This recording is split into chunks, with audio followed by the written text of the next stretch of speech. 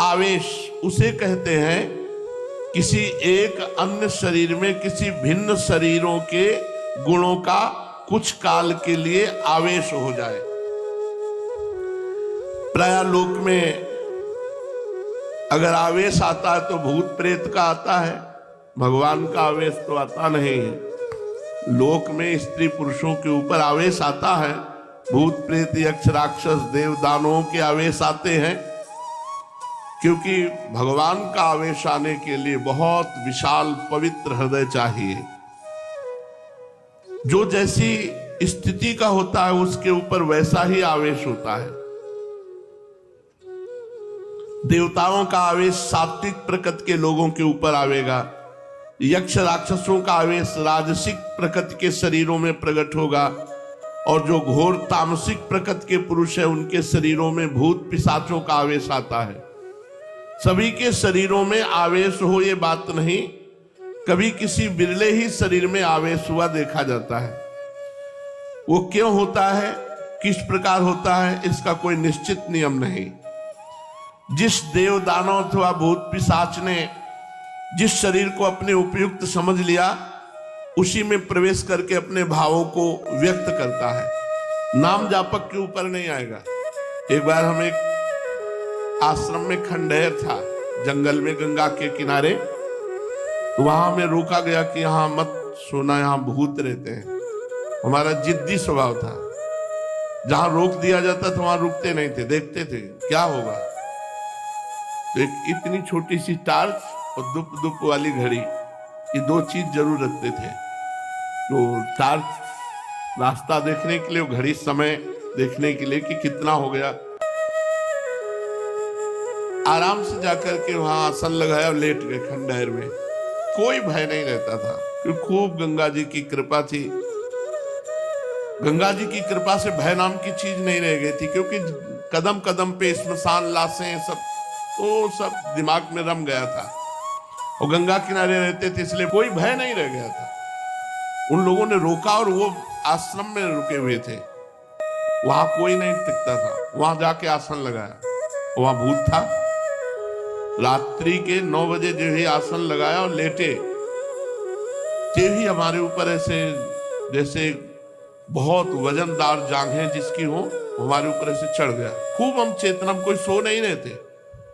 ऐसे हाथ किया तो पीछे से जटाएं उस समय भी थी, उस समय तो और घनीभूत जटाएं थी, तो पीछे से हमारी जटा पकड़ ली। ये सब जागृत में हो रहा था। 9 बजे थे शाम के, पर मंत्र चल रहा था। फिर एकदम खाली उठे, हम कहा नहीं ये हमारा भ्रम है, ऐसा नहीं हो सकता कि हम नाम जप कर। तो पवित्र प्रेत भी होते हैं, जैसे भाई जी से हनुमान प्रसाद पोद्दार जी के सामने प्रकट हुए पारसी, तो कहा कि आप डरना मत। तो उनका मैं डरूंगा क्यों, बोले मैं प्रेत हूं। तो भाई जी को कुछ ऐसा लगा कि प्रेत सामने खड़े थे, तो उनका मैं आपके पास उद्धार कराने के लिए आया हूं। तो भाई जी ने कहा मैं गीता पाठ करके आया। तो बोले हमें गीता कंठस्थ है। वो प्रेत बोला मुझे गीता कंठस्थ है। तो कुछ प्रेत पवित्र प्रेत होते हैं, जिनसे चूक हो गई प्रेत बनते, तो वो अपवित्र प्रेत तो छू नहीं सकते। बाहर निकले, एक महुआ का पेड़ था, खड़े हुए हैं, हम नहीं प्रेत नहीं हो सकता। फिर जाके लेट गए, बहुत जिद्दी स्वभाव। अब जाके लेटे तो छाती पे चढ़ के ऐसे श्वास रुकने लगी, इतना वजन एकदम ऐसे ऐसे। तो उस समय जो भगवान शिव का मंत्र चल रहा था उसकी रफ्तार बढ़ाई, तुरंत फिर अलग। हमका अब दोबारा हिम्मत नहीं करेगी, अपना आसन समेटा और जहां सब लोग लेटे थे वहां गए। तो बोले आ गए। हम कहा वहां प्रेत है, तो बोले बताया तो पहले था आपको। तो हम कहा हमें अनुभव करना था, वहां है वहां है।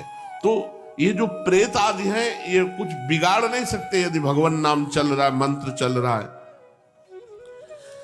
और भगवत आवेश होता त्रिगुणातीत हृदय में। प्रेत आदि जैसे अंदर प्रवेश कर जाते हैं तो तमोगुणी रजोगुणी हृदय में। भगवत आवेश होता है त्रिगुणातीत अवस्था में। जिस प्रकार पृथ्वी को दुष्ट क्षत्रियों के अत्याचार से पीड़ित देखकर भगवान परशुराम के शरीर में भगवान का आवेश हुआ और पृथ्वी को दुष्ट क्षत्रियों से हीन करके शीघ्र ही वो आवेश अदृश्य हो गया। फिर परशुराम जी शुद्ध ऋषि बनकर आज तक भी महेंद्र पर्वत पर बैठकर तपस्या कर रहे हैं। इसी प्रकार आवेशावतार किसी विशेष कार्य की सिद्धि के निमित्त होता है, अधिक दिन तक ठहरता नहीं।